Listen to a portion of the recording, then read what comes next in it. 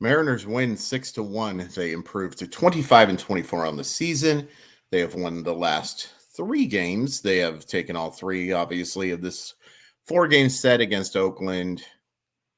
Good stuff. Let's talk about how it happened. Not a lot for the first 3 innings, and then in the 4th, Sam Haggerty doubles with the bases loaded to score big dumper, and Jose Caballero.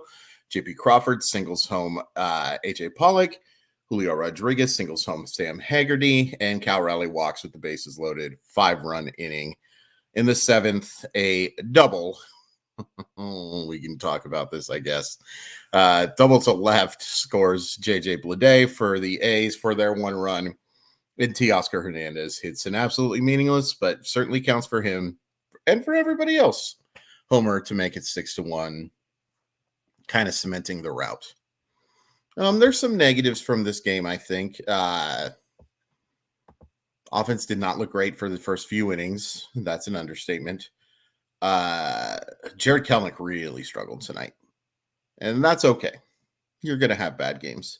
When you're 0 for 4 with 3 strikeouts and still hitting 289, 340, 543, you're having a good season. You're having a real good season. Eugenio Suarez struggles and then leaves with an injury. It's not good.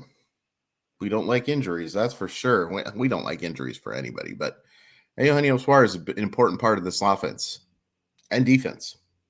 We can talk about that in just a second. Yeah, let's just get into it. Look, Matt Brash gives up an earned run. With Jose Caballero playing third, they call the hit that goes under his glove, literally under his glove, a double. That's so stupid. Like, look, he created the runners on to create some traffic. But man, that's an error. That's absolutely an error. Come on, man. That is an error. That is an ERROR error. It's ridiculous how bad the scorekeeping is now in baseball, man. Whew. It's especially for the hometown guys. They really don't like to give dudes errors. But you're costing Matt Brash a run with his ERA by doing that. That sucks, man. He's been kind of the scapegoat for this team too, and I think it's ridiculous. I'm not saying he's pitched perfectly or by any stretch of the imagination. But the idea that like he's been like one of their biggest problems to me is asinine. Absolutely asinine. And Caballero did not look good at third base. So here's hoping that that's not going to be something that we have to see. Because the range might be fine, but the arm does not play great there. And we saw what happened on the toughest play. So there's your real negatives, is that it bugs me. It bugs me. It shouldn't bother me. It probably doesn't even bother Matt Brash as much as it bothers me, but like, that's an error. You have to make that play as a Major League Baseball player. I've been nothing but impressed with what Jose Caballero has done. Reaches 3 more times tonight, too. It's great to see. 283, 392, 433. I mean, holy crap. That's awesome. And it's not that small of a sample anymore. Do I think it's sustainable? Absolutely not. Would I be looking to upgrade the second base position? Oh, heck yeah.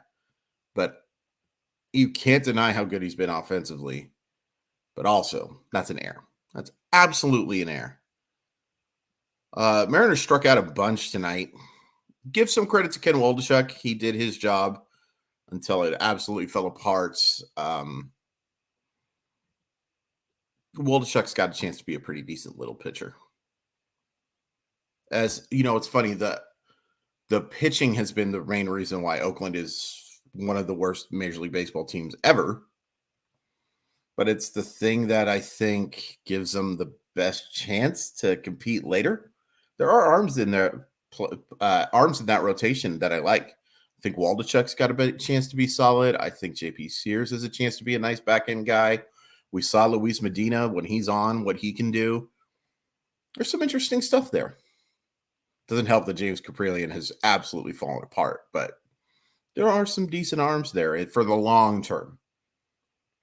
That bullpen is holy crap bad, but there's some glimpses of future success for Oakland in those arms.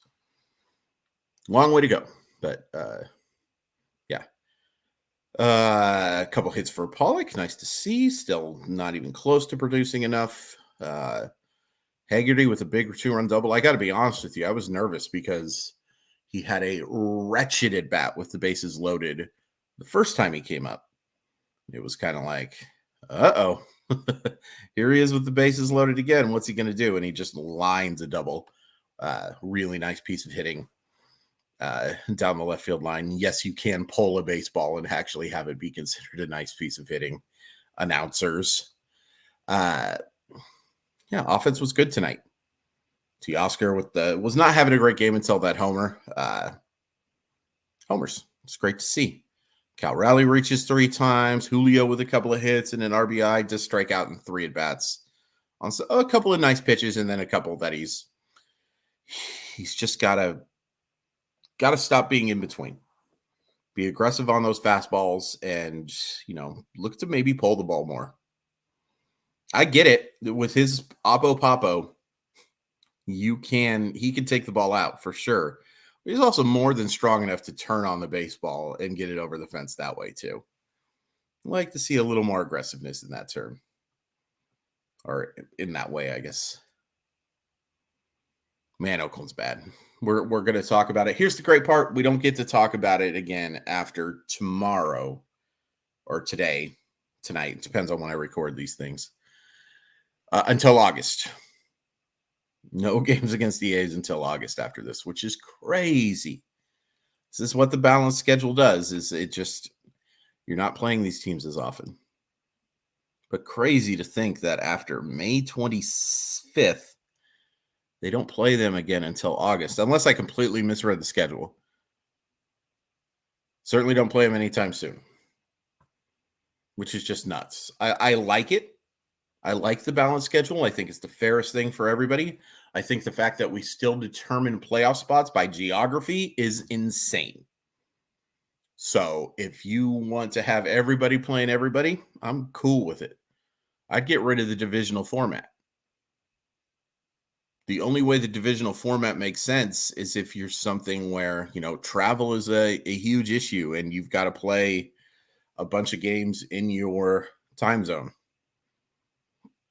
That's not the case with Major League Baseball. Travel, it's not fun, I'm sure, to go on as many road trips as they do, but travel is not the same thing for multimillionaires and private jets as it is as to you and I praying for that upgrade from Alaska Airlines. Alaska Airlines does not sponsor the show. JP Crawford drives in a run, gets a couple hits. Just a solid offensive game. 6 runs it's worth pointing out that 5 of those runs all came in 1 inning. But I think you saw mostly a solid offensive game, especially after the first 3. Oh my gosh, how the heck? It's 8 minutes and 50 seconds into this video right now, and I haven't talked about Bryce Miller. Dude, what? Come on, Chris. He was outstanding again. Man. And I know 40% of his starts now have come against this team. But how can you not be impressed by what he's doing? The spin he generates on his fastball, I don't think I've ever seen anything like it. He's so good. So impressive with what we've seen from him. I mean, do I expect some regression? Of course I do. The guy's got a 1.15 ERA. There's going to be regression. But you cannot possibly come out of this without being impressed. As good as any young pitcher I've seen, look for the Mariners. He doesn't have the same stuff as Felix or someone of that ilk. We're not talking about the next Felix or Randy Johnson. I'm sorry. As good as he's been, we're not talking about that. But we are talking about a top of the rotation starter. And it's interesting to think, like, if let's say the Mariners advance to a 3-game playoff series right now, for some reason, they just say, hey, we're stopping the season right now. We're going to have 8 teams make the playoffs in each division, and we're going to have best of 3s. Is Bryce Miller one of your 3? I think Luis Castillo and George Kirby are your absolute yeses ahead of him. But I think it's an interesting conversation that you'd have right now, whether you'd have Bryce Miller or Logan Gilbert make that start. And that's not an insult to Logan Gilbert, by the way. It's absolutely compliment to how good Bryce Miller has been. I think you'd have to have a long conversation. It certainly isn't Marco. God love him. But you're not starting Marco over any of those 4. Crazy. It's crazy to think that this guy was in Double-A a month ago and now is one of your key cogs. And I think the good thing is that your rotation is good enough that you can deal with the regression. Like, we don't need Bryce Miller. The collective does not need Bryce Miller to be a 1.15 ERA pitcher all year. Be nice. I'm not complaining about it. If Bryce Miller wants to go out and do that, by all means. But it's not necessary for him to be this good for the Mariners to be successful. His pitching staff's good, man. Brash, does give up the earned run. Oh my gosh. It still bugs me. This has been cathartic, but I honestly, most of the time it's been cathartic, but right now it's making me madder the more I think about it. That's an error. But Gabe Spire was good. Taylor Sacco does give up a couple of hits, but he gets the ground ball to initiate the double play to end the thing. I mean, Saucedo's somebody's definitely who's due for some regression, but he's been excellent. He still hasn't given up an earned run. Take that for sure. It was nice to see Spire bounce back. He's been kind of shaky over the last few. I guess the question is, another question for you is when Penn Murphy and Andres Munoz are ready to go. We've already discussed 110 is the arm that gets sent back down for one of those 2. Who's the other one? Who is the other one? Because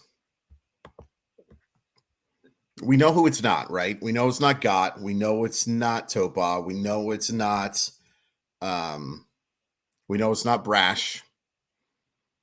We know it's not Flexen for reasons that have more to do with contract than anything else. And the fact that he's your multi-inning guy, you need him on the roster.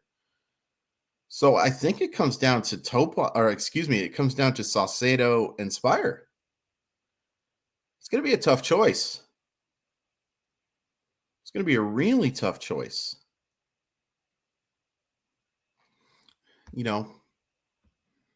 That's just one of those things that you can worry about when you're just playing such a garbage baseball team. You can talk about, this is me having my announcer moment in the 19-1 game is worrying about the 13th pitching spot. Yeah, it'll be interesting. That'll be interesting. I think it might have to do with who has options. And I don't know who has options. I think Saucedo does. Don't know if Spire does. So could come down to that. What do we got today? We have got, I know it's the Mariners and they're playing the Athletics. What kind of pitching matchup do we have? We've got Logan Gilbert against JP Sears. Sears has pitched well against him. So hopefully the offense is better today than it has been in a couple other outings against him. Should be. and Gilbert should be just fine. I'm really excited for Friday's matchup, by the way. George Kirby against Mitch Keller is awesome. Super excited for that pitching matchup. Yeah. Goodness gracious, Oakland is bad. Follow me on Twitter at Crawford_MILB. Please hit like and subscribe and tell your friends about the show if you think this is something they'd be interested in. Really, really, really would like to get to that 400 subscribers by the end of the month. Just to feel better about myself. Would really, really help. And somebody's going to win a really cool baseball card when that happens too. Tell your friends about that as well. Yeah. Good win. Bryce Miller. Really impressive, even if it took me 9 minutes to talk about it. And that's an error. That is an error. That's an error.